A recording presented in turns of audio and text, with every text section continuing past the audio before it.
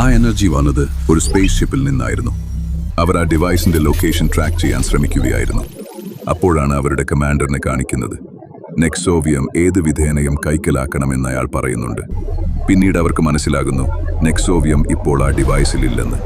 കാരണം അവർക്ക് ലഭിച്ച ഡിവൈസിന്റെ സിഗ്നൽ നെക്സോവിയം അതിൽ നിന്ന് വേർപെട്ടു എന്നുള്ളതായിരുന്നു. അങ്ങനെ അവർ സിഗ്നൽ ട്രാക്ക് ചെയ്യുമ്പോഴാണ് നെക്സോവിയമാണ് ഇപ്പോൾ ഡോക്ടർ രാഘവന്റെ കയ്യിലുള്ളതെന്ന് നമ്മൾ അറിയുന്നത്. അതിനുശേഷം രാഘവ് തന്റെ അച്ഛന്റെ റൂമിൽ നിന്ന് പ്രോജക്റ്റ് കെ എന്ന് എഴുതിയിരിക്കുന്ന ബോക്സ് പുറത്തെടുക്കുന്നു. അയാൾ അത് ഓപ്പറേറ്റ് ചെയ്യുമ്പോൾ അതിനുള്ളിൽ നിന്ന് ഡാർക്ക് ലിക്വിഡ് മെറ്റൽ പോലൊരു സാധനം പുറത്തേക്ക് വരുമ്പോഴാണ് ഡോക്ടർ രാഘവ് അതിനെ കൺട്രോൾ ചെയ്ത് നെക്സോവിയമിനൊപ്പം കമ്പൈൻ ചെയ്യുന്നത്. അങ്ങനെ രണ്ടും ചേർന്ന് ഗ്ലോബ് ഷേപ്പുള്ള ഒരു ഫോർമിലേക്ക് സ്റ്റെബിലൈസ് ആകുന്നു. അതിനുശേഷം അയാൾ തന്റെ വീട്ടിലെ ഇലക്ട്രോണിക് വേസ്റ്റ് പുറത്തേക്ക് കളയാൻ പോകുന്ന സമയത്താണ് ഡോക്ടർ രാഘവനെ നിരീക്ഷിച്ചുകൊണ്ടിരുന്നയാൾ മതിൽ ചാടി വീട്ടിനുള്ളിലേക്ക് കയറാൻ ശ്രമിക്കുന്നത്. ഇതേ സമയത്താണ് കൽവീറിനെയും രുദ്രയെയും കാണിക്കുന്നത്. കൽവീർ ഒരു കടയ്ക്കുള്ളിലേക്ക് കയറുമ്പോൾ രുദ്ര അവിടെ നിന്ന് മാറി വേറെ ആരെയോ നോക്കാൻ ശ്രമിക്കുകയാണ്.